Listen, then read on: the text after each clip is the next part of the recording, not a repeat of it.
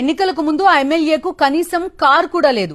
ఎన్నికల అఫిడవిట్ లో తనకు ఆస్తులే లేవని చూపించారు. నిరుపేదనని సింపతి కొట్టేశారు.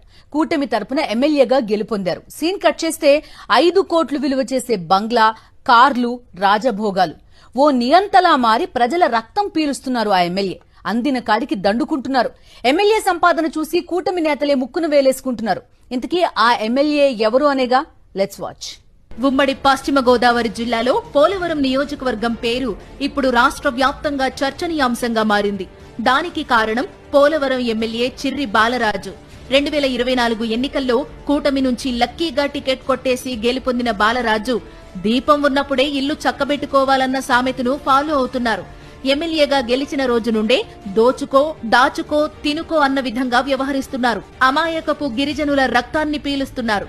ఓవైపు ఆ పార్టీ అధినేత పవన్ కళ్యాణ్ మేము ఆదర్శ రాజకీయాలు చేస్తామంటూ ప్రగల్భాలు పలుకుతుంటే ఈ ఎమ్మెల్యే మాత్రం ఇప్పుడు కాకపోతే ఇంకెప్పుడు అన్నట్లుగా దందా చేస్తున్నారు.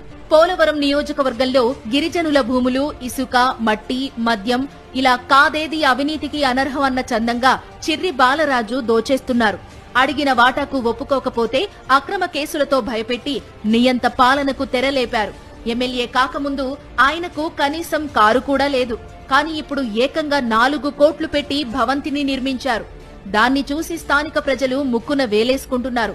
ఇలాంటి వ్యక్తికి ఓట్లు వేసి గెలిపించుకున్నామా అని చర్చించుకుంటున్నారు. చిర్రి బాలరాజు ఆగడాలు రోజురోజుకు శృతిమించిపోతున్నాయని కూటమి నేతలే బహిరంగంగా చెప్తున్నారు. అయినా ఇప్పటి వరకు ఆయనపై జనసేన అధిష్టానం ఎలాంటి చర్యలు తీసుకోకపోవడం గమనార్హం. ఇంత డబ్బు ఇంత ఎన్ని కోట్లు ఎక్కడి నుంచి వచ్చిందో అది ప్రజలకు తెలియాలి, ఆయనకి తెలియాలి. అంత స్పీడ్గా ఇల్లు